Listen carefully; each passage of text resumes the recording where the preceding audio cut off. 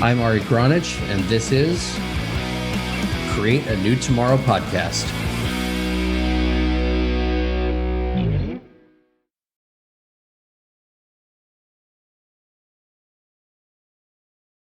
Welcome back to another episode of Create a New Tomorrow. I am your host, Ari Gronich, and today with me is Merrick Rosenberg. And Merrick is the co-founder of Team Builders Plus, which was in 1991, and Take Flight Learning in 2012. He's the author of 3 books, Personality Wins, The Chameleon, and Taking Flight. These are all books about tapping into the power of your personality.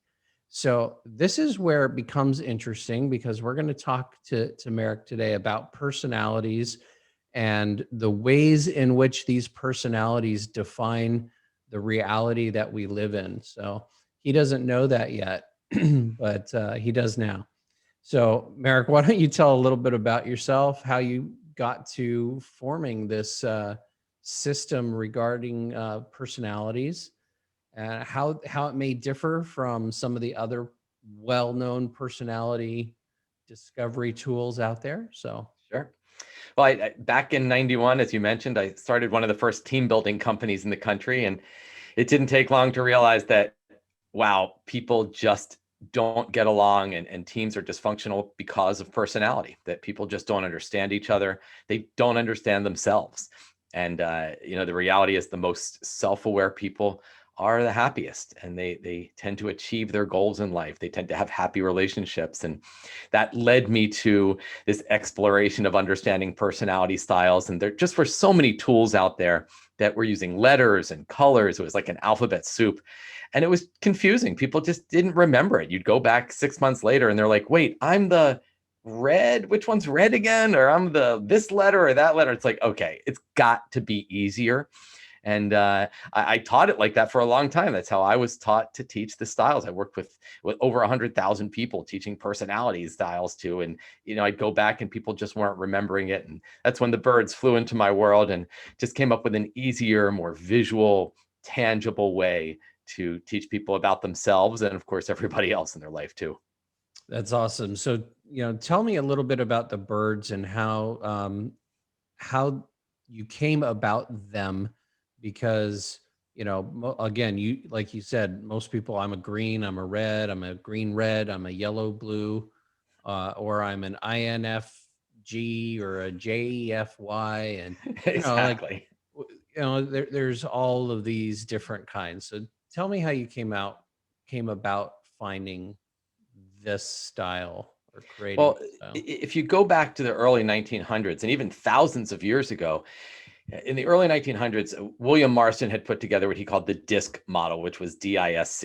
Now, it was fascinating. It was just rang true. But what's really cool about that is it paralleled what had been around for thousands of years. The Greek culture, the ancient Chinese civilization, all over the world, people had 4 style systems. They called them different things. In corporate America, people tend to know them as the DISC model, DISC. But I just wanted to make it easier, and I was teaching the letters, and I found that people weren't remembering them, and I wanted to write a book about it, and I kept feeling like I'm going to constantly have to say the take charge D and the energetic, enthusiastic I, and I'm like, no one's going to remember that. And then I said, I wish it was visual and symbolic, and like in a flash of insight, in a moment, like this download, the idea of linking it to 4 birds came to me, and then I built a whole business around it because it's just a matter of teaching people about themselves, and the birds made it easy. So which bird is which personality, real quick? Yep. So speed version, you think of an eagle. That's what's called the dominant D style. Eagles are take charge, assertive. They are bottom line, results oriented. That power pose, you could see almost like that superhero, I'm in charge, power pose. Let's make things happen. The I is what's often referred to as that interactive or influencing style. Parrots are social. They're talkative. They're outgoing. Everything's all good. It always works out. They're the eternal optimist. They just bring energy and fun. The dove is the supportive, very sensitive S style. Doves are caring and compassionate. They're the symbols of hope and peace and love all throughout the world. They just want everyone to be happy and get along. And owls are that conscientious, what it's the C style. Owls are logical and analytical and thoughtful. We always think of them as wise, but of course, any style can be intelligent, but we attribute that to them because they're so thoughtful and they look like they're processing and taking in information. And if they're going to do something, they do it right. So that gives you the four birds: that assertive D, fun parrot, caring dove, logical owl. All right, so we're gonna play a little game. You ready? I am ready. All right. So I haven't done this before, but I do have a little bit of noise. All right. So we're gonna play with some of my toys I haven't played with before, and I'm gonna name somebody, and you're gonna name a personality to go with that person. Absolutely, I'm ready. You're ready? Okay. So we've got Albert Einstein. So Einstein, much more of an owl, very logical, very analytical. He's interesting because he had a little bit of a parrot side. He was actually kind of a funny guy, but owl primary style for sure. And everybody's not just one. You could be a combination of multiple styles. Absolutely. Elon Musk. Elon Musk is interesting. He certainly has a lot of eagle, take charge. I want to go where no one has gone before, that like James T. Kirk, but he's got a lot of parrot too.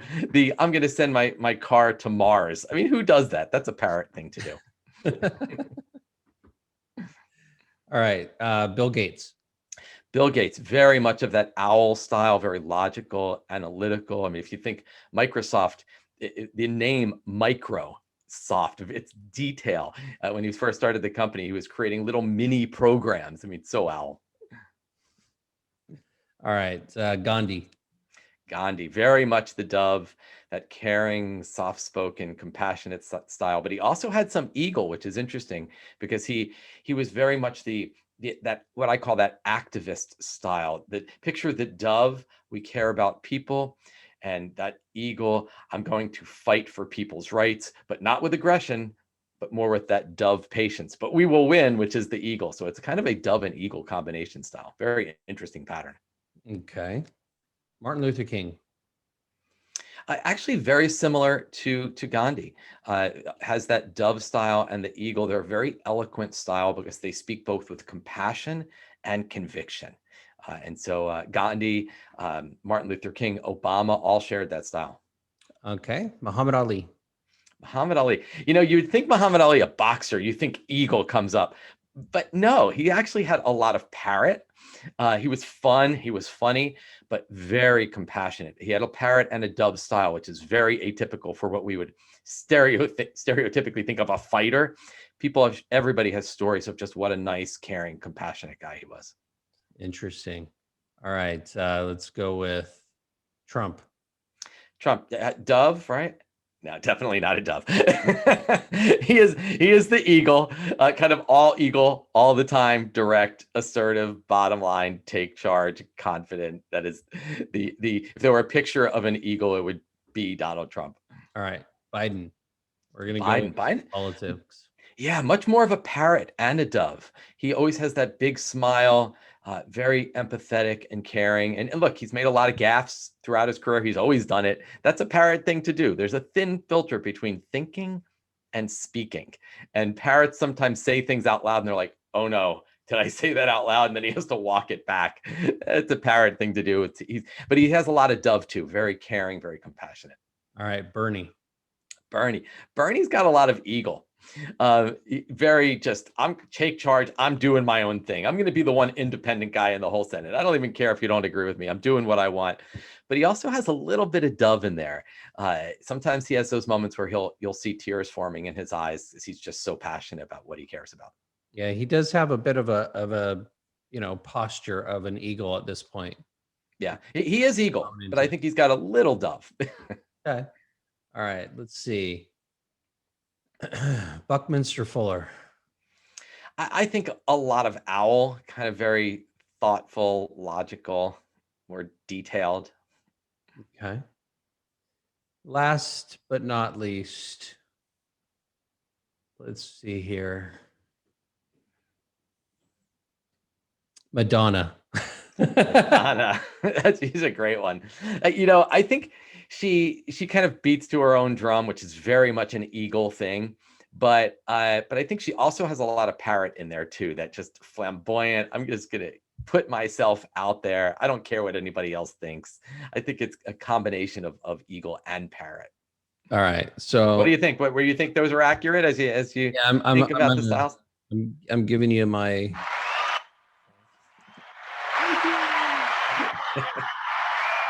All right. So now that we went through this little exercise, right? Personality types that are good for people who are leaders. So let's say you want to be a leader, you want to be a follower, you want to be the guy who gets on board. So let's kind of map the personality types that somebody would need if they're starting a movement. Sure. Well, here's the first thing to recognize, that there is no, this is the style of a leader. Like if you want to, what I always think of is you're just activating that potential in you. You're getting yourself to that place where you're the highest version of yourself, accomplishing the absolute most you can accomplish in this life. It doesn't matter what your style is. Your style does not determine how successful you will be, but your style absolutely determines how you go about being successful. So I'll give you some examples, just kind of staying along this line of what we just did. Richard Branson, parrot, self-made billionaire.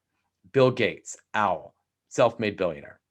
Howard Schultz from Starbucks, he is the dove. I once heard him say, I want to create a company that my father never got to work at. I mean, that's just that caring, compassionate dove, self-made billionaire. Steve Jobs, eagle, another self-made billionaire.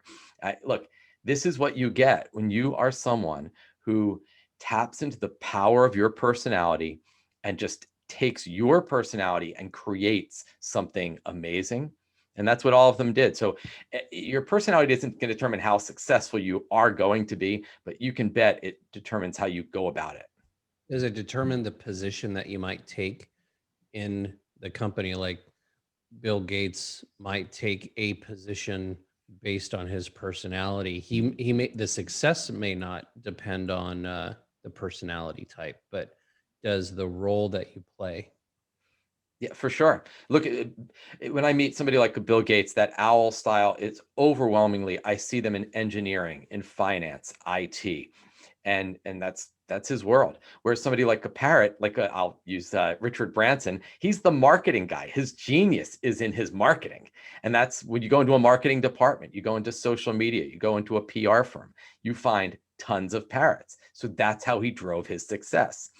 Parrot sensationalism, it's dramatic, it's big, let's over the top, and that's how he put himself out there. So exactly, you will find certain people will be drawn to certain jobs because that's what feeds them. So if you're hiring, though, if you're looking for team, right? How do you use those roles as your marker for what you're doing? Because I know a lot of people will just hire based on gut versus information. And so That's right. And the big thing to recognize is that you have to be careful that you just don't hire in your own image. Managers do this all the time. You've got an eagle manager, they're take charge and assertive, and they think, hey, I was once in this role that I'm trying to fill, and I know what it takes to be successful. You've got to be assertive and dominant, and you got to stand in your power. And so what do they look for? Somebody just like that. But maybe there's a dove who would handle the job very differently, but be equally successful. But you've screened them out because you feel like, oh, no, I don't want that. I know what I need in this job. So the first thing is you have to be careful not to impose your personality on this role, because someone else may do it very well. And we've seen this. You could have a salesperson who's a parrot, salesperson who's an owl. They're both fantastic, amazing sales, but you can bet they sell differently. And that's okay. And so the other thing that we sometimes need to think about in hiring is, am I filling in a gap in the team. Maybe I don't have any owls on our team, and we make quick decisions, and nobody says, maybe we should think this through first. Maybe we should consider the following. Have we thought about this? If you had an owl on your team, they would do that. So sometimes you could use hiring as an opportunity to fill in for one of these gaps that they're missing one of the styles, because when you miss one, it's a potential blind spot in your team. So it could be a part of the hiring decision. Everything else that you're looking at, background, experience, all of that's important. But I do think style, that personality, should be a piece of the puzzle. It's one part of it that if you leave it out, sometimes you're missing something significant. Gotcha. So let's go back to politics a little bit. And it's not going to necessarily apply the way I would think it would apply. But if I was to say red, right, what personality types might pop up, or blue, what personality types might pop up? I believe that it's probably going to be pretty diverse based on what you just said. So I'm going to ask you that in a little bit different way. What personality types are playing an effect in the noise that's being made currently? Because we all hear about the silent majority and the loud minority. So where does that silent majority play in their personality types versus the loud minority? Well, look, there's no doubt that when you have eagles and parrots, they're much more outgoing and boisterous, that they don't tend to be in any kind of silent majority. That's true in a staff meeting. If you have someone who's an eagle parrot and they have a concern, do you think they just sit there quietly and don't say anything? No way. But what happens is, I think we're seeing the doves and owls are much more introverted. They're much more reserved, and they're being more energized now to speak. And so I think we're starting to hear a larger percentage of the population than we usually have heard before, which is often that kind of parrot eagle, loud, boisterous style. We're hearing more from the owls and the doves than we've ever heard before. Okay.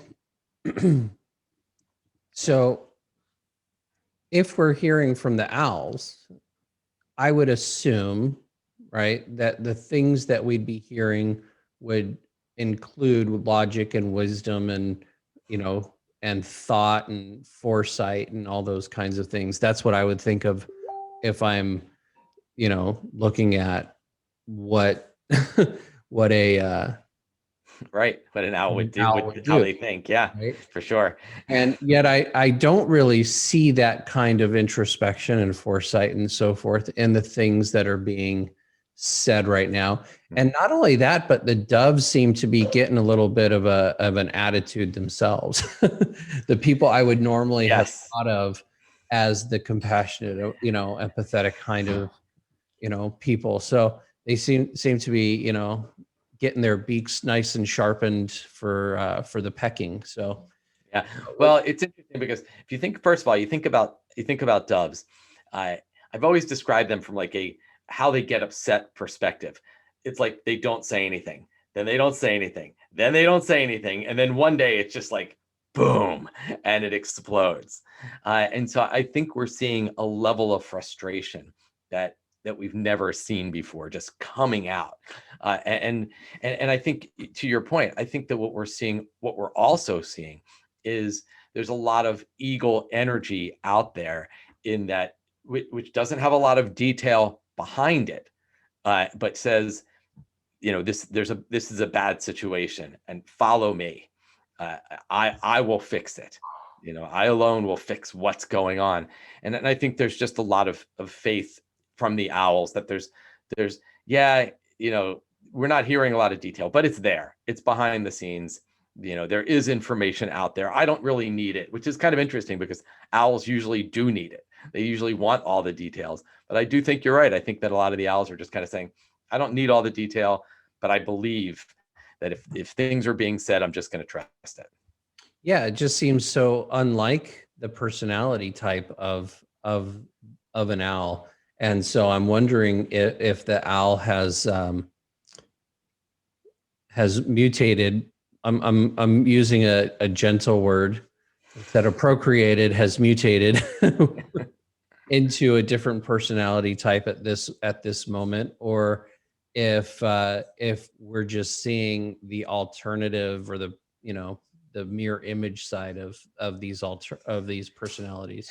Yeah, I think, I think what's happened is that when you overuse your strengths, they become your weakness. And so when you dial up the owl too much, they actually don't become so detail oriented. They get to a place of frustration and they say, you know what, I don't even need the detail anymore. I've just had it.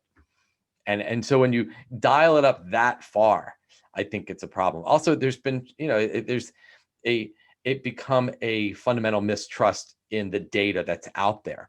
That idea that you can't trust the news, you can't trust the data. So you know what? I'm not even going to trust. I'm going to forget about having to need the detail. I'm just going to trust the person who shares that there's a problem, and they've kind of let go of the need for the data because I can't trust the source of where it's coming from.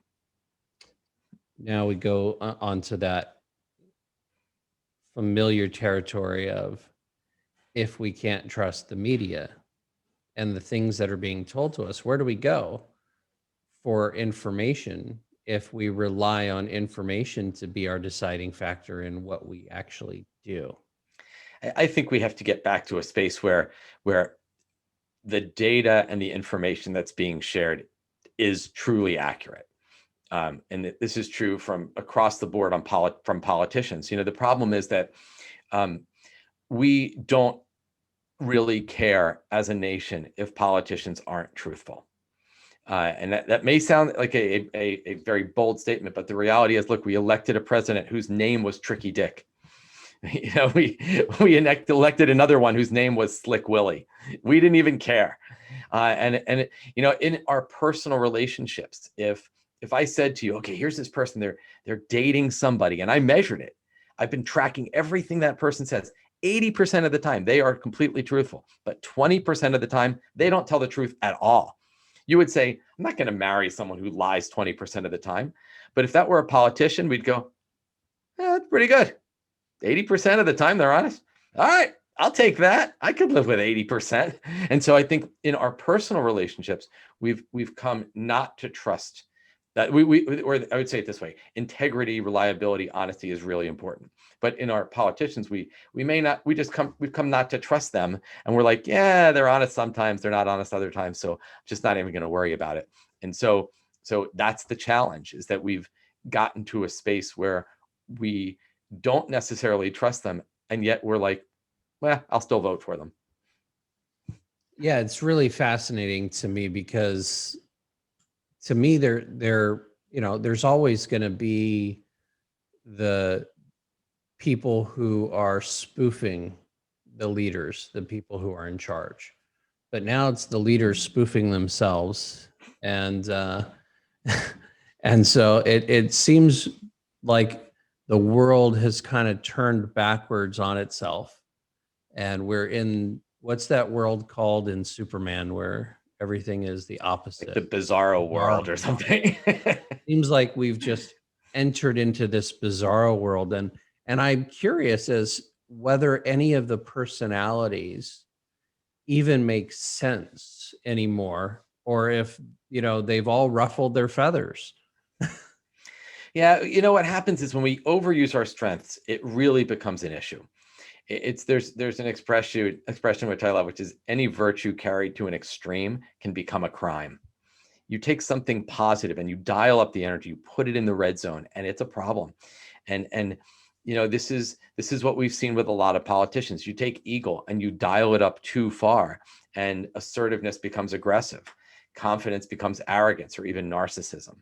And you take the parrot and dial it up too much, and it's just big energy, but there's nothing behind it. There's no plans or strategies. And so we have an issue where a lot of politicians are dialing up their personalities so much that they're now turning off a lot of people.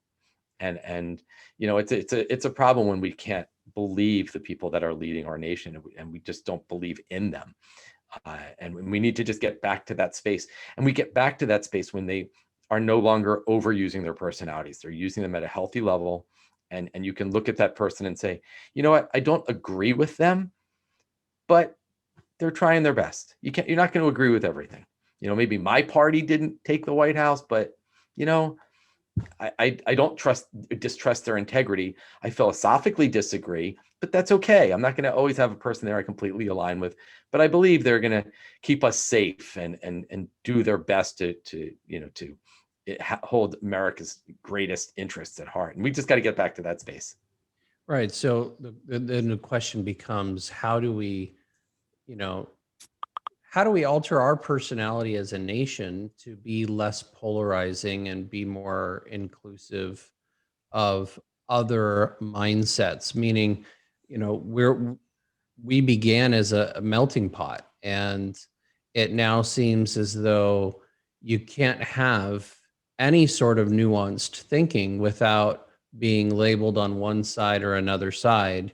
And for anybody who's in the middle, who I believe in these conservative principles and I believe in these liberal principles, and I have this nuanced sense of reasoning, and nuance has left the building along with critical thinking and common sense that's no longer common anymore.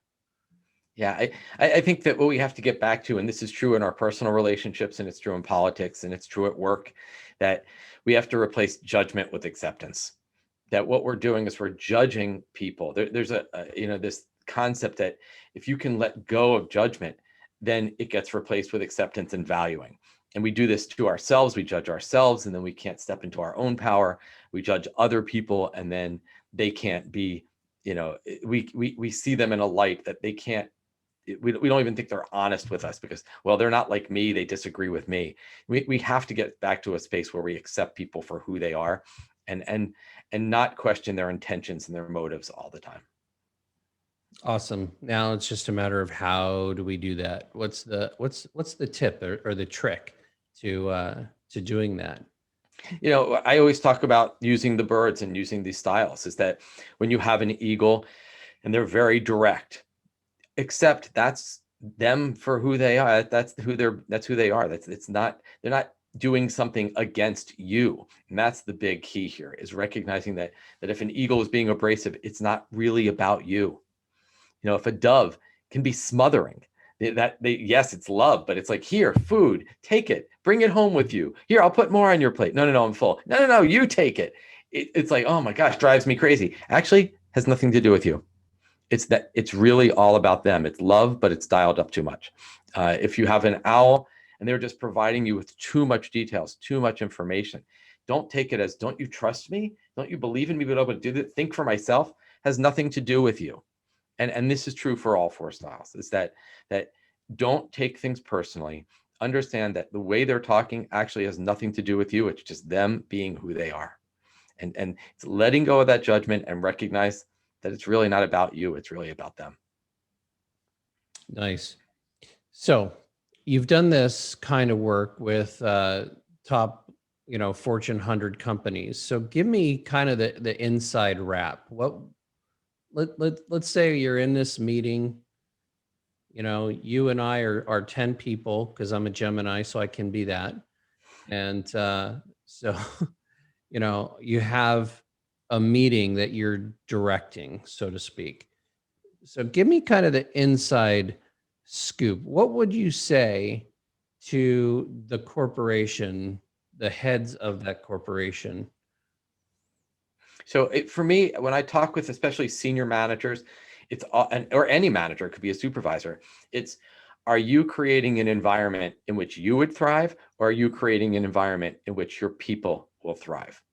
In other words, imagine you're an owl leader, and as an owl, is it likely that you create a very structured, process-driven, standard operating procedures, a lot of tracking and documentation and measuring data? What do you think? If you're an owl? Yeah, probably. Sure. But now you're managing an entire team of parrots. How do the parrots feel? If you're one of those parrots, how does that feel? You're ruffling my feathers.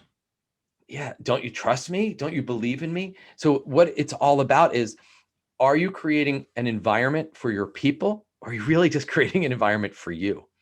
And if I flip that around, to be fair to the owls, I'm a parrot manager, and I create a very free flowing, here's your goals, here's what I'm looking for, here's what I need it, go for it, I believe in you, and I'm motivating and empowering. How does an owl feel in that culture? Not enough ruffled feathers. Yeah, in fact, like, what are you looking for? What do you want me to do? How do you want me to do it? How do you want me to hand this in? Can you give me a sense of your process, or the details? I'm not even sure what I'm doing. Well, why is the parrot doing that? The intention is to motivate and empower. Just like the owl manager's intention is to set you up for success. But leaders have to realize that if you want your people to be the highest versions of themselves and to succeed in a way that they are engaged and they love what they do, but they also produce a lot, you have to treat them the way they want to be treated. You can't impose yourself on them. You can't create culture for you. You have to create culture for them. And so becoming that highest version of ourselves is very powerful as a leader, because then it ripples out into impacting a lot of people, so that each of my people can become the highest versions of themselves. And let's face it, if I create an environment in which my people will thrive, there's a lot less drama that I have to deal with on a daily basis, because they feel comfortable. And so, it's creating culture, but creating culture for them, not you. Interesting. So as the leader, who's like, let's say I'm an owl and I need to have those metrics met. My team is a bunch of parrots and doves, not very organized, right? But I still obviously need that stuff in order for me to do my job. So how does the two match? How do you get somebody who's a parrot to do owl work? And if not, then how does that work get done so it's not you just being the one doing all the work all the time? Well, the first thing I would say is you always want to match people up to the role. If you want people to feel comfortable, when you're working in your style, it feeds you. When you're working out of your style, it's exhausting. So first thing is, I would say, can you create and structure these roles so that each person gets to display the behaviors they enjoy and they feel most comfortable in? Once you've done that, everybody's going to be a lot happier. Now, look, obviously there's going to be aspects of everybody's job which you go, oh, I just hate doing that.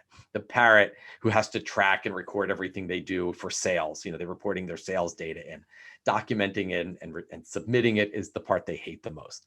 And that's why they often have an account manager who's an owl who does all of that for them, so they can get on the phone and go out at meetings and go to networking events. But I would often ask owl managers when they say to me, I need all this information. I always look at them, I go, do you? Do you need all that information? Like, let's take a look at what you really use. Out of everything you're asking for, what data do you actually use that has meaning and value for you that you can act on? And a lot of times they've just been tracking data because that's just what they've always done. So I would say to that owl, can you maybe meet halfway, so that the parrot doesn't have to do so much tracking, so much documentation, and find a middle ground? I had this with my CFO in my own organization. As a CEO, I should know what's happening in the company. I need to understand my numbers. I need to understand the data. But I'm a parrot eagle. Too much of that is just exhausting for me. And when we created these monthly financial meetings to tap in and check in. Okay, what happened that month? She brought like 2 hours worth of data. And I'm like, okay, like we need to pare this down, because I don't have 2 hours worth of attention span. So, and now we literally got it down to about a half hour's worth of data. That is the most important, critical, fundamental data I need to know. And she feels that I need to know. Now, there's definitely data there where I go, do I need that? Not sure. But she thinks I need to have it. Okay, we'll keep it. We met somewhere in the middle. And you might think, wait, you went from 2 hours to a half hour. Didn't that swing a lot? Yeah, but there was a tremendous amount of data, like client by client data, which I didn't need.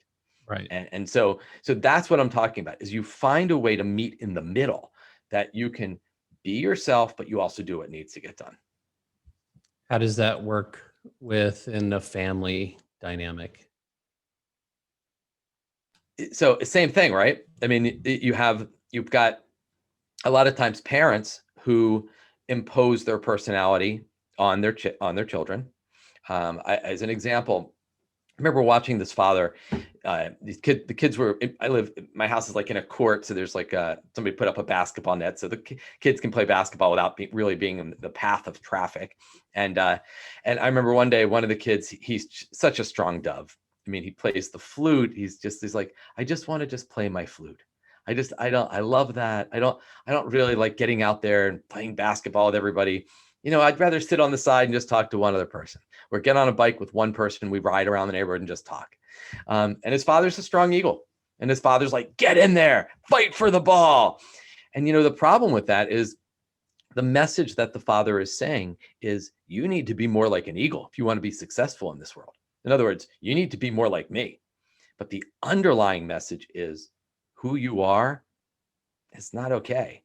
And so parents can often send bad messages to their children because they impose their personality on their kids. Spouses do the same thing. We husbands and wives and partners do the exact same thing. They're talking to each other, and your owl spouse is saying, this is how you put dishes in the dishwasher. It could be something so small, but it becomes a source of frustration because the parrot's just sticking stuff in there. And the owl's like, stop doing that. It's wrong. And the parrot's like, it's a dishwasher. I put the dishes in. And the owl's like, no, there's a way you put the dishes in. You are violating the system.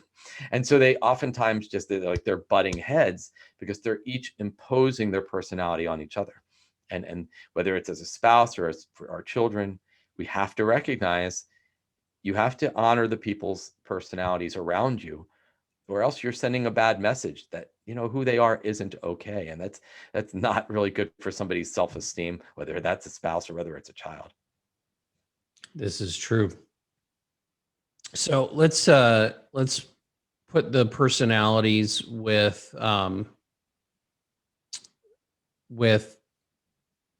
sorry, I lost my train of thought here for a second.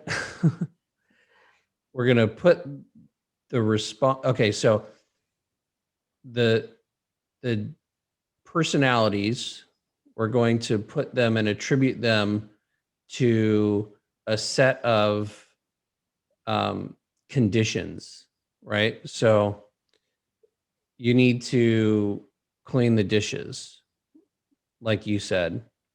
We're going to have the personality of each and how they do the dishes, right? So that somebody can get an idea. A dove is going to do the dishes this way. A parrot's going to do the dishes that way.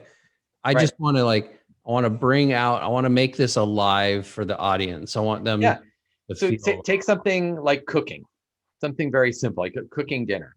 You have an owl who has a menu. They have a recipe. They follow the recipe exactly how it's told. I mean, they're literally taking out their quarter teaspoon measuring spoon and their half teaspoon measuring spoon. They're flattening it off. And when they make something, they make the exact same thing, the exact same way. It is perfect. Doves, they tend to rotate because they're very stable and they don't like change. They tend to rotate around a few standard dishes. They make them all the time. It's Tuesday, it's pasta night. It's Thursday, it's this is what we're eating. And they probably aren't trying a lot of new foods. It's just, look, I know the family likes this, and so I make it for them. Parrots can never make the same recipe the same way twice because, hey, I threw a little of this and by the way, I had some of this in my house. I threw that in. I didn't really measure it. I'm not sure. Do you like it? Awesome. You should make this again. Wish I could. I don't even remember what I put in there or the quantities. I'd have to figure it out. They're daring. They like to try new foods. Like, what's the worst thing that could happen? Eagles are like eating their dinner out of the microwave over the sink because plates, well, I'm not turning another plate. It's fast, it's quick, whatever, just make it for me. Let's go. It's like they want it fast, they want it quick. So each style is just a very different way of it. Take any topic and of handling themselves and how they react and how they model behaviors during that particular activity, whether it's driving or whether it's cooking. It's all personality plays out in everything. It's interesting to me because as I listen to you, I would have thought maybe I'm more of an owl because I'm fairly analytical. I like research. I like to hear the numbers, right? And then when you mention how an owl would cook, I will never, you probably never will see me caught with a recipe book in my hands ever, let alone measuring specific things. More like that, parrot for the cooking and eagle for the eating, right? Well, we all have a little of everything in us, but there's probably one or two which are like home base for you. That nobody's just one. Most people have at least two that are really strong. I feel like I am fairly balanced of all four. Um, just Well, based on the yeah. conversation that we've had, right? I have that analytical side, but then I have this little bit of I'm a results oriented, let's get stuff done kind of a personality, but I'm not organized enough to actually do that. So I got the parrot side and the creative energy, and then of course I love people and I'm empathetic. So so Look, that's the key. Look, my last book was called The Chameleon for that reason. That's what it's all about. It's about being the chameleon. It's about being the person who could be flexible and adaptable no matter what is happening. I mean, take somebody like Oprah, another self-made billionaire. Her eagle running her empire and the amount of companies she owns. I mean, you don't generate billions of dollars in revenue from being a talk show host. There's something about what she does, but how she manages them is very owl.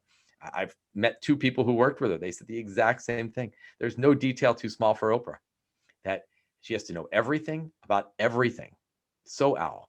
You can see her charisma on stage. You get a car. You get a car. I mean, just so much energy, big smile, and her empathy. She cries with her guests. Her donates so much money and time to different charitable causes and philanthropy. It's eagle, parrot, dove, owl. That's what I refer to as the chameleon. Somebody who can do all four and adapt to anyone. nice. Well, then I'm going to need to become a billionaire really quickly. So we'll have to work on that next. So let me go to this. Compassionate communication is all about the needs of the individual, people finding their needs. So what personalities go with what needs? So when I think of compassionate communication, what I think is I'm going to communicate to you in a way that you want to be communicated to. So we might think it's just lives in the world of the dove, because doves need you to soften their language. They want you to be very sensitive and not abrasive or abrupt in any way. Even just the tone of voice. They just want to know that you're here and you're there for them. Whereas what do eagles need? I always say, be brief, be brilliant, be gone. For an eagle, doesn't need a long preamble, doesn't need a lot of emotional and energetic communication. Just tell them what they need to know and they're happy. For the owl, they feel comfortable when they have the data. They have an inner need to understand why and to get the information. And if you, for example, impose change on an owl without giving them information, time to acclimate to it, the logic behind what you're doing, they're going to feel uncomfortable. Parrots, they need energy. They need positivity. The more positive you are, the more excited they get. The more energized you are, the more enthusiastic they are. They need to feel your energy. So you can see how different they are, from details to energy to sincerity to bottom line. We can't just treat everybody the same. We have to think about who we're talking to. Cool. So then what is the biggest challenge that you've seen with people and their personalities these days? I think it's that we impose our personality on others. That we think we think if I need something, they need it. If something's important to me, it's important to them. You have an eagle and a dove couple, and the eagle is very direct and straightforward.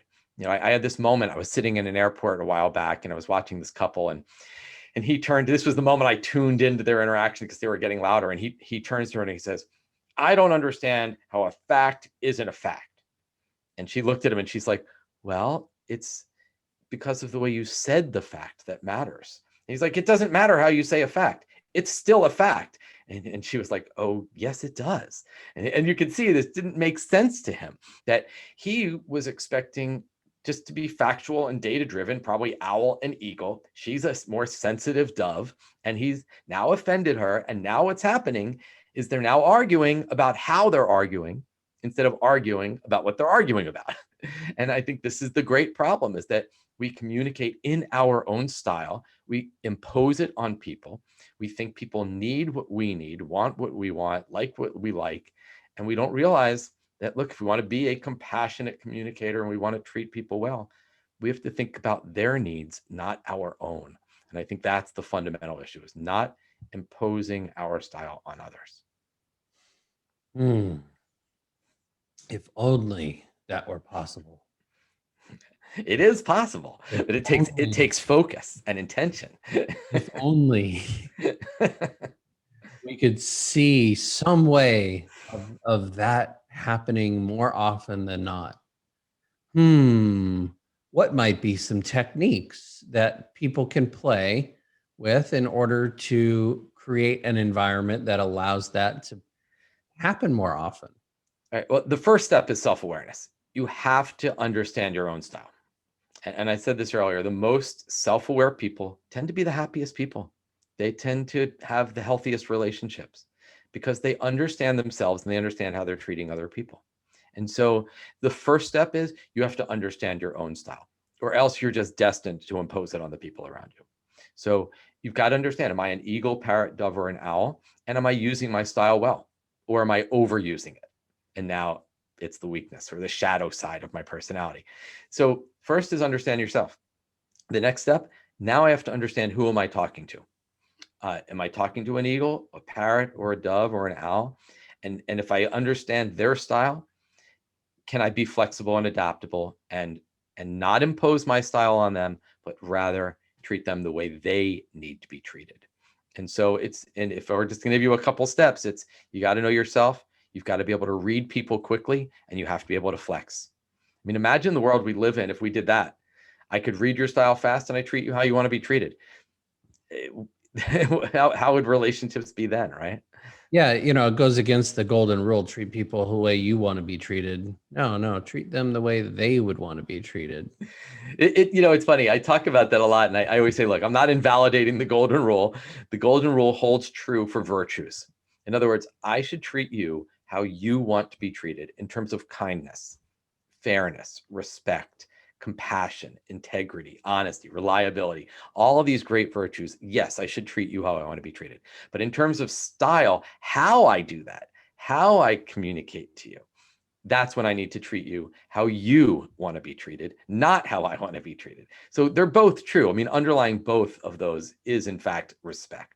Yeah, I just want to invalidate the golden rule a little bit more by saying that we do not want people to treat us the way we treat ourselves, because we treat ourselves more crappily than anybody could possibly ever treat us, in my opinion, the self-talk that we have. So we do not want to be treated the way that we treat ourselves, let alone the way we want to be treated, because we don't treat ourselves very nicely. Yeah, I agree. We have a very loud internal critic.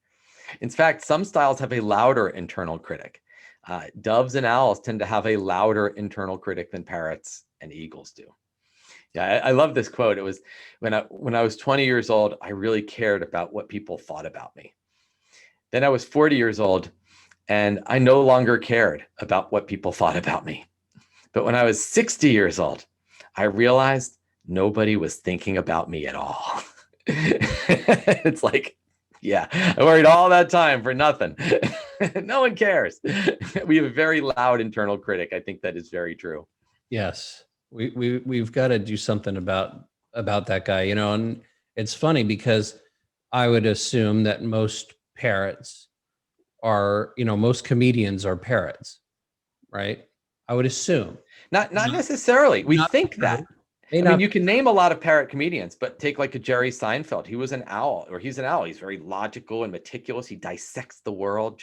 George Carlin was an owl. Actually, a lot of comedians are surprisingly owls, because they take things apart and they notice things and then they expand on them. So it is interesting. We think they're parrots, but a lot are actually owls. Although it's definitely true. I mean, Robin Williams, Right. so many parrots. And they don't have very much of that inner critic, right? They have a more outward critic. In other words, the eagles and parrots, when things go wrong, they don't necessarily equate what happened to them as a person. In other words, when something goes wrong for an owl or a dove, they say, well, I should have thought of this. I can't believe I didn't plan this. I can't believe I didn't think this through. And they blame themselves. When a parrot or an eagle, something goes wrong for them, they go, things happen. We had learning. What are you going to do? I'll fix it next time. So they don't beat themselves up as much as the owls and the doves tend to do. Okay. So then I want to know this right now. I want to know how to take the best parts of each personality, embed them in my spirit and soul and personality, and dismiss all of those other behaviors from the other personalities. So how does one start learning how to accentuate the positive while decentuating the negative? Well, remember, the negative isn't, so there's no inherently negative style. The negative is in the overuse. It's in the eagle becomes aggressive, parrot becomes so optimistic it's unrealistic, dove becomes passive and gets stepped on, owl becomes so self-critical and of themselves and others, that it's not a matter of taking on or getting rid of one of the styles. It's a matter of making sure you're using your style at a healthy level. So if there's two things that go on. One, you use your style at a healthy level. That's powerful because you're going to be the highest version of yourself. But you also need to be able to tap into the other three. So you need to, because there will be moments, you need to be able to stand in your power and be assertive as an eagle when you need to be. You need to dial up energy and enthusiasm as a parrot when you need it. You need to dial up compassion and sincerity of the dove.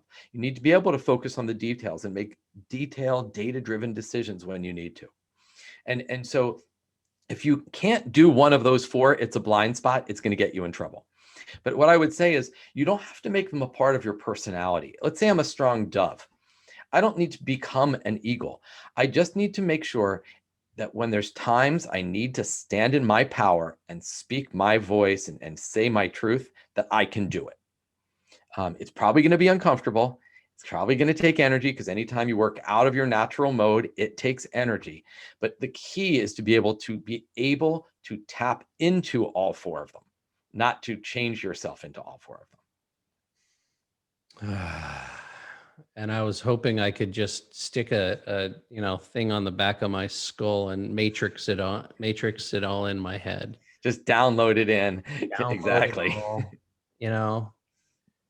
Disappointing me, Merrick, here. I mean, I'm trying to get this stuff inside my soul. Really what I want for the audience is for them to get it into their soul. And so, let's talk about how we use these personality types for the most optimal, level. I mean, obviously I'm known as the performance therapist and I'm all about performance and results. Don't know what personality type that particular thing makes me, but I'd say that's probably a combination because I like to have fun while I'm, producing results and I'm compassionate about it. But, I'm a results guy. So let's talk about results. How do we optimize ourselves within these personality types? What techniques, what ways would you like? Are there books to read and study? Are there things to do? What would you suggest? Well, the first thing is, are you in a role in which you can be the highest version of yourself? In other words, have you ever seen a parrot who's been in a job where they have to track data and they sit at a desk for 8 hours a day with very little human interaction? By the time they go home, they are absolutely exhausted. Or an owl who has to be out networking and schmoozing and having these, or getting up on stage. I mean, can they do it? Sure. Anybody can display any behavior, but it's exhausting. The first thing I would say is, are you in a role that allows you to be you? Because if you're not, you're going to go home every single day exhausted. And I think that's, that's the key. How many people have had a job where they were in a job and they felt like they were just drowning. And then they moved to a new job and they were like, I can breathe again, because they're being themselves. So the first thing is, if you are in a role where you get to be you, you're not going to have to try to flex so much. You're not going to have to take on other behaviors, because you just get to be you. As a parrot, I get to go on stage. I get to talk to people at conferences when we have conferences. I get to be out there. I get to be in front of people. Then I get to network and talk to people. I'm like living my highest version of myself. Now, when I first started doing this, I was booking flights and hotels and coordinating logistics. And oh my God, there's so much detail that you don't see. It's like a concert. You don't realize everything that had to happen to make that 2-hour show take place. But what do? It was exhausting. So I hire somebody who's going to be the owl, who's going to allow me to do what I like, and they get to do what they like. Like, I'm not dumping all this logistical stuff on this person that I don't like, and I'm giving them the bad stuff. They like doing it. And so the first thing you have to do is make sure you're in a role that feeds you, as opposed to depletes you. I mean, have you ever had that in your career where you were like, you had a job and you just went home every day and you're like exhausted, and then you finally get to do what you love and you feel like you can breathe now? Yeah. So I've been lucky enough that I've pretty much been my own boss since I was 18. However, I've been unlucky in the fact that I've been my own boss since I was 18. And therefore, the things that I have no interest in doing, I've done. And yeah, I'll tell you, the things that make me the most depleted are doing the things that I am absolutely not good at, not in my brain, not in my focus, not in my wheelhouse. I tell people, you put a body in front of me, I could pretty much turn it into anything that it wants to be, whether it's competition, whatever. I could make the body heal and perform at peak levels that the body never thought it could do. But put me onto digital marketing and I can't make anything perform for any reason whatsoever. So yeah, and so what that means is you shouldn't be doing it, right? Like, you've got to find someone who's passionate about it and is going to do it at a higher level. And I often ask my staff this question. In fact, we're coming up on the end of the year. I always do this with my staff.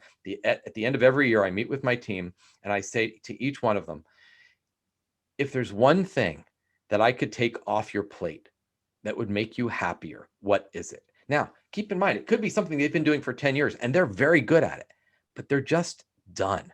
It's just not them anymore. It's not where they want to be putting their energy. And over the years, I've shuffled lots of roles and responsibilities. We've hired new people to create new roles because I want people to be fed by what they do. I mean, imagine the productivity. Imagine the joy you get from work when you get to do what you like and don't have to do the things you don't like. Well, as a leader, I want to get those things off their plate. It's not serving them. It's not serving me and the company either. And so it's understanding what feeds you and what depletes you. And then you start being the highest version of yourself. Get all the rest of that stuff off your plate. Because when you get all that little stuff that drives you crazy off your plate, you have now way more time and energy to do more of what you do like. And then work feels like pleasure. It doesn't feel like work at all. Yeah, absolutely. I love getting on stage. I love speaking. I like seeing the looks on the faces of the audience when they get ahas and light bulbs pop over their heads. I love that.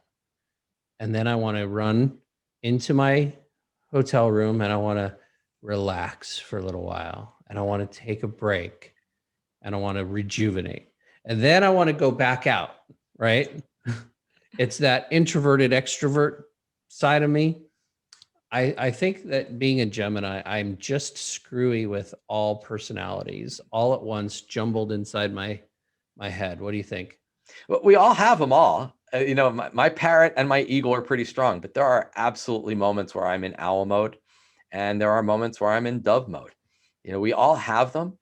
The key is to tap into the right one at the right time. It's using the right style at the right moment and knowing how to use the four styles well. Can we And have buttons? yeah, wouldn't that be great? Push the button, owl button. I need eagle right now. Eagle, the eagle has landed. Yep. Push the button. You know what? We have people walk into my office, and we have these little guys here. We have these desktop birds, right? Where you walk in, and if there are times where like I just got back, I was on the road for 4 days, and I'm going to be on the road for the next 3, and I've got 8 hours to get a lot done, and I put the eagle out, and I'm like, all right, I'm in eagle mode, meaning come into my office. I am not in parrot dove mode. Come in, schmooze, talk, see what's happening. You've got to come in, tell me what you need to tell me, and head on out, because I've got a lot to do in a short window. And so we use the birds as kind of a communication tool to say, hey, I want to talk to you. I want to answer your questions, but be direct, be succinct, because I got a lot to do right now. And so they become a tool that people can use. Picture in relationships where I'm a parrot, my wife is an owl, and she asks me a question, and I say, oh, all you do is this. And she looks at me and she goes, owl? And I'm like, okay.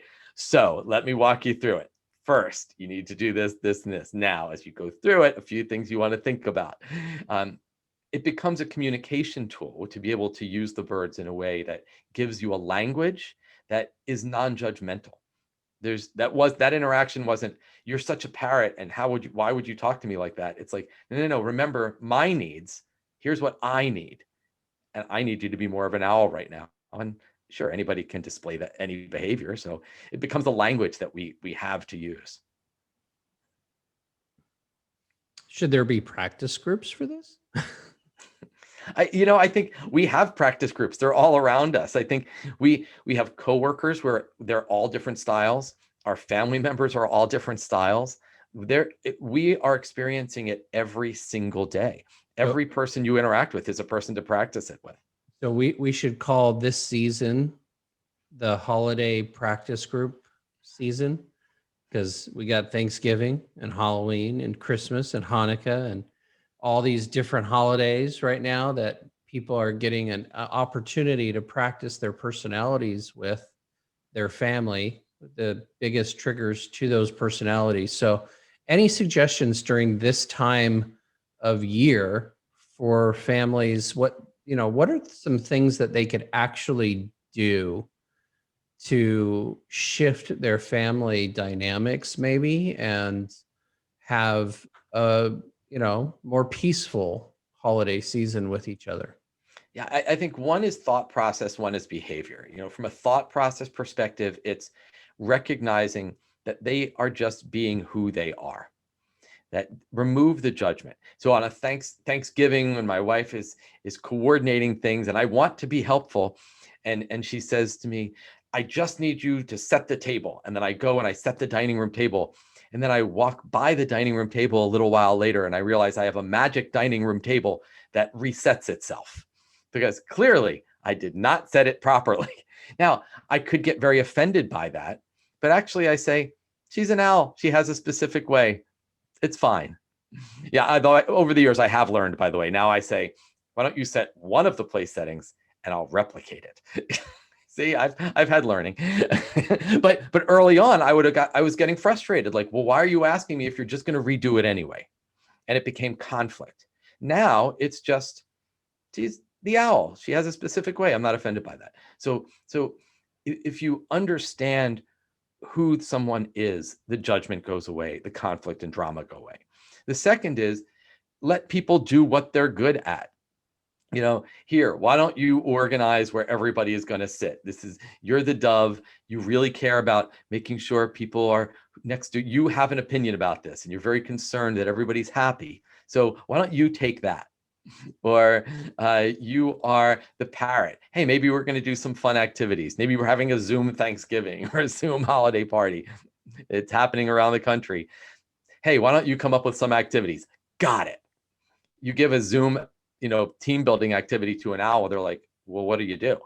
What do you want me to do? And the parrot's like, I'll make something up. So it's understanding the people around you and not judging them for who they are. But two, tap into their strengths. Let them do what they're good at. And everybody gets a moment to shine. So it's like, imagine that world where we don't judge each other. We let people accentuate their strengths. In a family, the drama goes away. In a business environment, that's a productive team. Nice. Wow. This is I could go on and on. I could have these conversations with you for a while. I have a friend who at one point created something similar, more of a sales tool with personality types, and he assigned them all animal types. One of them is one of my types. I have two. I'm actually on the cusp of two of these. One is the architect owl. So again, you can already hear from what architect owl is, what the kind of personality, which is very similar actually to the personality type that you prescribe to owl. So therefore, you can kind of see how these things can match up a bit. The other one was a cuddly bear or something like that, cuddly teddy bear. And sounds very dove-like. the only difference between the two was one is head and one is heart. So bear was heart, architect owl was head. And it's just a matter of, again, for sales, where does this person make their decisions, in their heart or in their head? Sure. But, it was interesting that I always I took the test a number of times, always had the same. Just like when I take the test for NLP, I always get the exact same answer.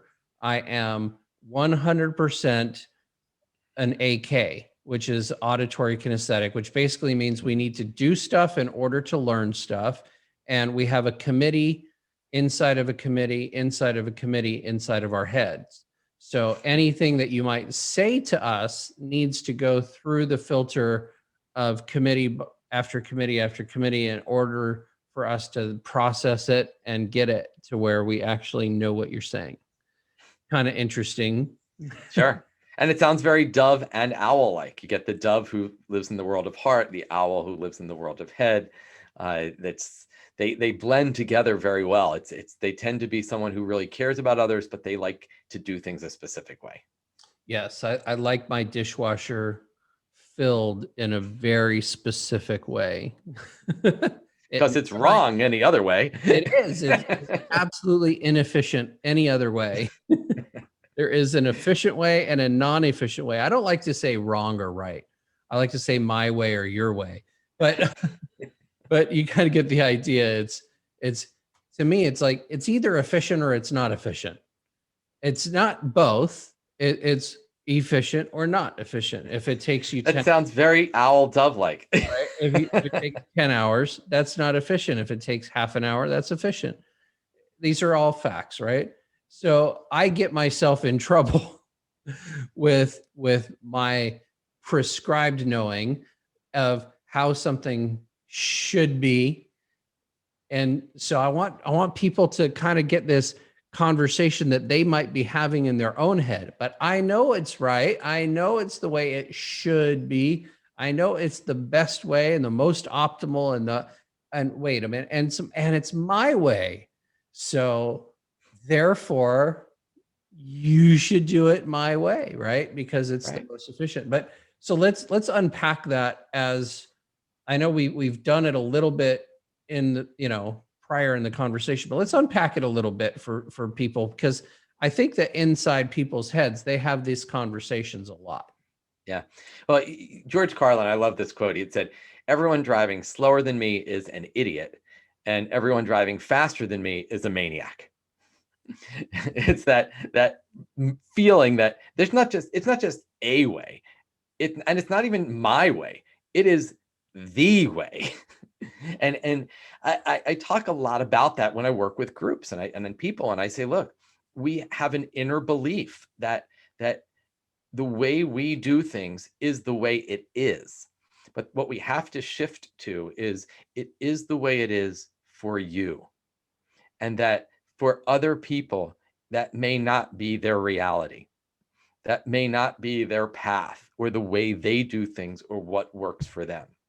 And that's the challenge that we have to get to, is that maybe there are, that there are many paths to the top of the mountain and we each must find our own way, that kind of Japanese kind of maxim, right? Right. That, maybe you all get to the top of the mountain, but you get there differently. Howard Schultz from Starbucks, that is the essence of Dove leadership. They spend more money on employee benefits, not salary, but benefits, than they do on coffee beans. And why is that for a fast food restaurant? Like, you go through a drive-through, you pick up your coffee and you're out. And unless you park yourself there to write a book, but you're in and out. It's because they charge $5 for a cup of coffee instead of 10 cents. It could be that.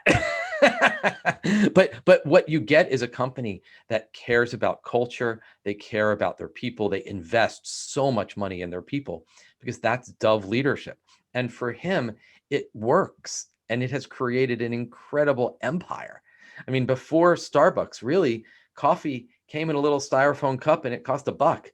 No one would have ever thought you could sell coffee for $5. Go back to the 80s. Not that far. When you got a cup of coffee, it came in a styrofoam cup and it had a little plastic lid and you bent the top back and that was your coffee and it was $1. That's not today's world.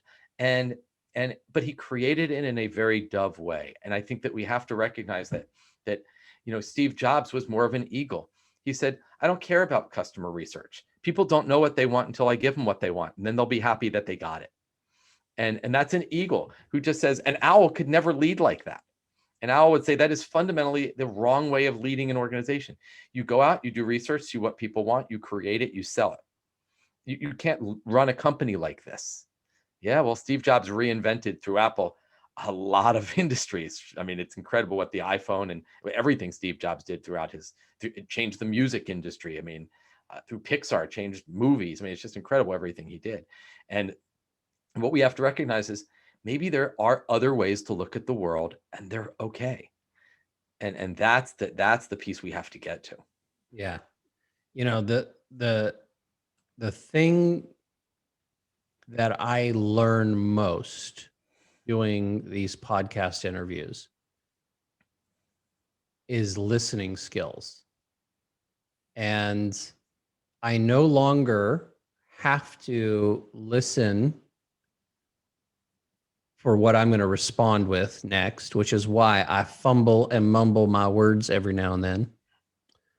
But I get to listen for the understanding of what the person is trying to tell me, so that when I respond having just gained an extra layer of knowledge that I get to repeat and learn again, right? So I learn it from you talking the first time, learn it from listening to understand it, and then I learn it from repeating it back to you. And I've learned that this is probably one of the greatest gifts out of doing these podcast interviews. And I thought I was a good listener before. I've studied it. I've, been in organizations where we had to practice listening, but it goes to that different level. So the other thing that I've heard, and as I've listened to people in these podcast interviews, is probably the greatest would be the greatest shift and change for the people in our country, which is to begin to listen again. Yeah. With the listening for understanding versus the listening for reacting and responding. Yeah. And judging. Yeah. And especially judging. Just remember, all you Christians out there, Jesus said no judgment. But then again, so did, every other part of religion in general. So I just like to talk in, nun voices every now and then. Excuse me, children. Well, what I love about what you said though is just that, no two people come together for the benefit of just one. That you as a host of a show get to learn from the people you're interacting with, and that's what we should be doing on a daily basis. Like if I want to learn how to treat doves, I just need to pay attention to how they treat me, because we tend to treat others how we want to be treated. If you want to know what an eagle needs from you, just look how an eagle treats you. Look how the eagles treat the people around you. If you really listen to how they are speaking to you, that's the window into how you should be speaking to them. Because we do this all the time. We treat people the way we want to be treated. If we can develop that muscle, and listening is like a muscle, it's like the more you practice it, the stronger it gets.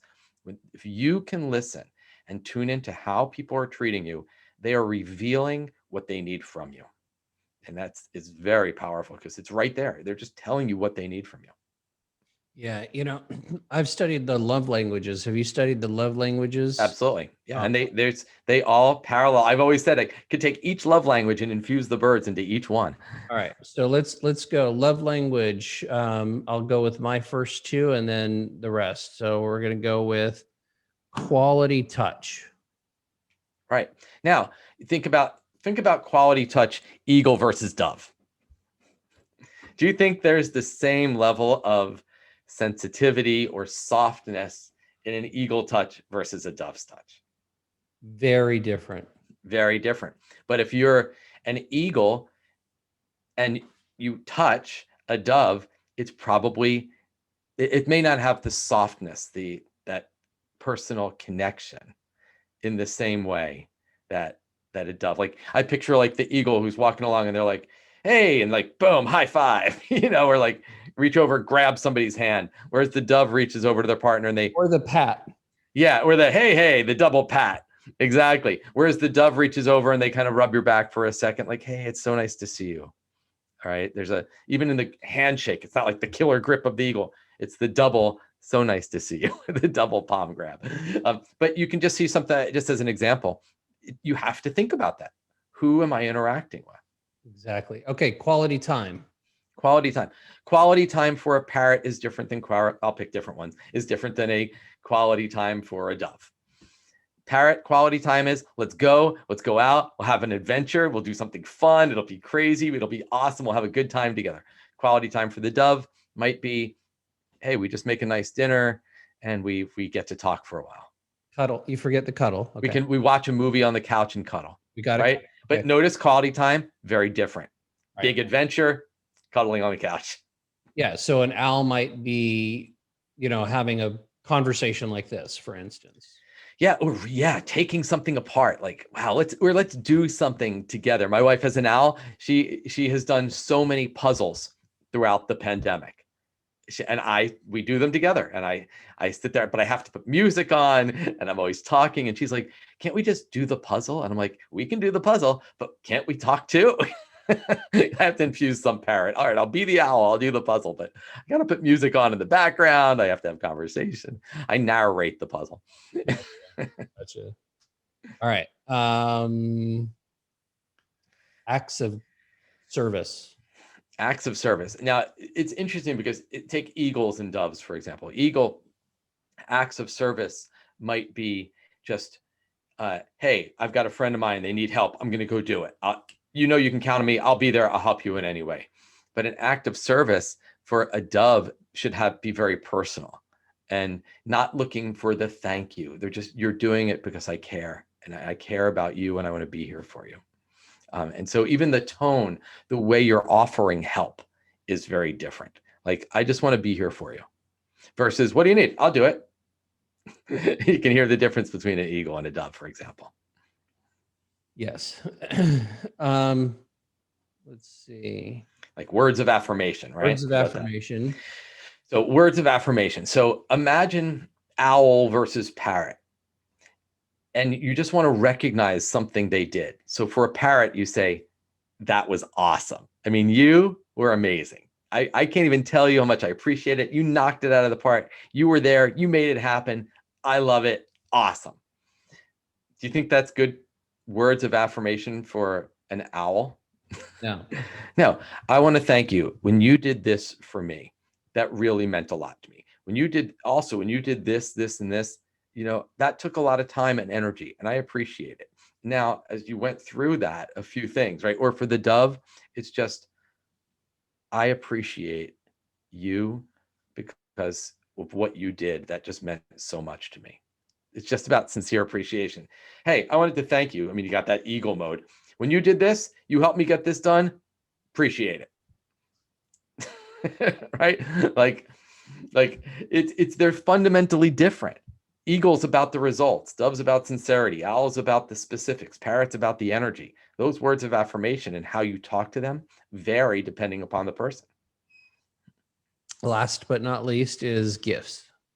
Yes, when you show gifts of appreciation, very, very different. I have this, my brother-in-law and my sister. My sister's is the dove. I mean, very strong dove. My brother-in-law's got like that owl and eagle. And I always think back to this moment where after their very first Valentine's Day together, he gets her, he goes to the store and he just gets her a regular card and he writes in her name and then signs it. And she's like, what the hell? Like, that's what you did for Valentine's Day? And because it's not personal. So he then goes out the next year and he gets a card and he gets a box of chocolate and he goes and he hands it to her and he's like, here you go. And she's like, no, it's not here you go. It's, I thought you'd really enjoy this. Like, he couldn't get it right. And so one year, this is like 5 years later, he turns to her and he goes, I got it this year. He's like, I wrote a personal card that I hand wrote. I bought her flowers, her favorite kind of flowers.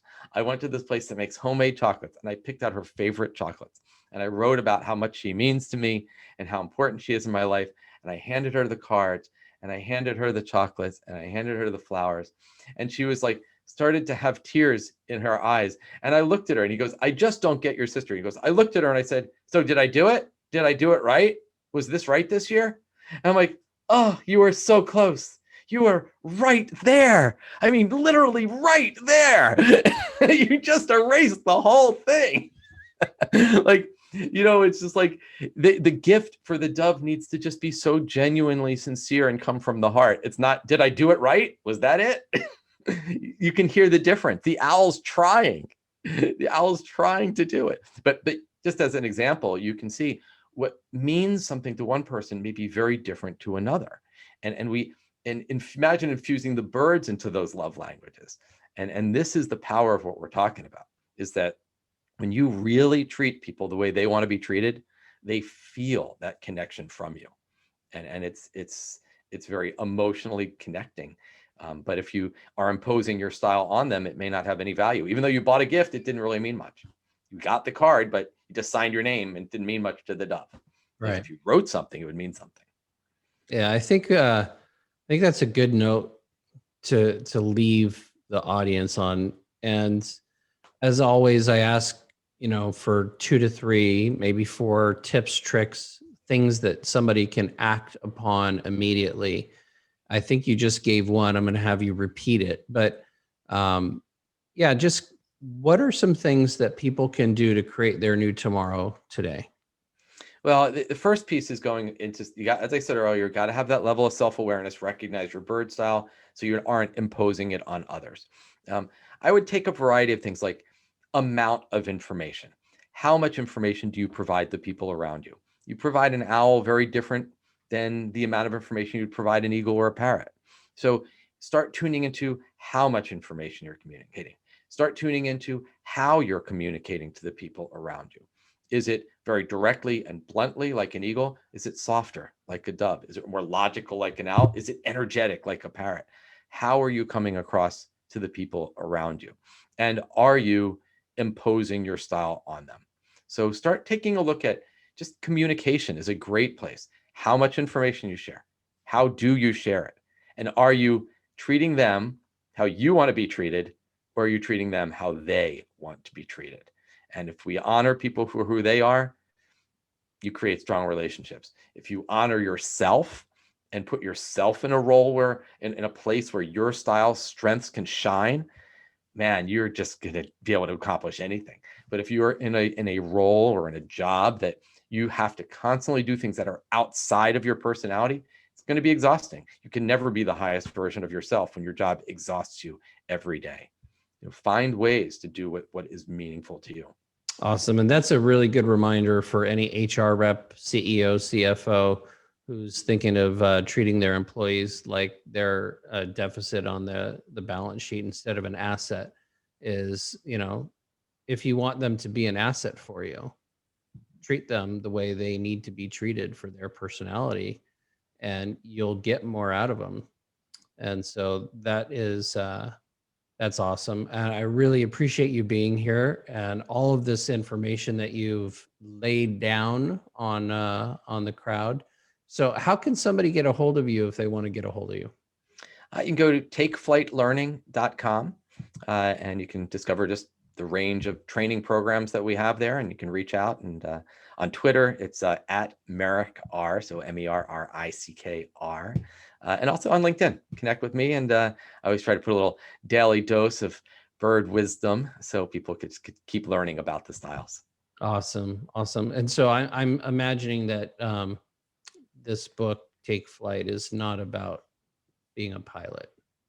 It is not. If both Taking Flight and the Chameleon are, Taking Flight is one long fable that allows you to see the birds in action. And then the second half of the book is, okay, now how do you apply it in your life? It was kind of like writing a movie. The next book, The Chameleon, was like writing a series in a season of a sitcom, has 22 fables, like each one's a different episode. Sometimes eagles and parrots, sometimes doves and owls, sometimes all four, with the all-knowing chameleon that teaches you about yourself. And each one of those fables has a different lesson of how to apply the styles in your life. And so they're fun. You'll see yourself in the stories. Kids? Are these good kids? Yeah, they're really for adults, but I've had many people say to me that they sat and they read them with their children. I've had many people say they get the audiobook and they drive and listen to a fable and then turn it off and then have a whole conversation with the family about how that is playing out within that family itself. So awesome. Kids will get it. Yeah, awesome. So we'll see about being able to get a link or something for an ebook or an audiobook or whatever we can do for the audience so that they can check out your book, and hopefully learn a little bit about personalities, help themselves move into a new tomorrow, and activate their vision for a better world. I am your host, Ari Gronich. This has been a fantastic episode talking to Merrick about personalities and birds and, the birds and the bees with regards to personalities. Having this amazing amount of information for both corporations as well as relationships is great. So thank you so much. We would love it if you would like, review, rate, comment, subscribe, participate in a conversation about this information. We'll look forward to hearing from you and talking to you. So thank you so much. We'll be with you again next time. Thank you for listening to this podcast. I appreciate all you do to create a new tomorrow for yourself and those around you. If you'd like to take this information further and are interested in joining a community of like-minded people who are all passionate about activating their vision for a better world, go to the website createanewtomorrow.com and find out how you can be part of making a bigger difference. I have a gift for you just for checking it out and look forward to seeing you take the leap and joining our private paid mastermind community. Until then, see you on the next episode.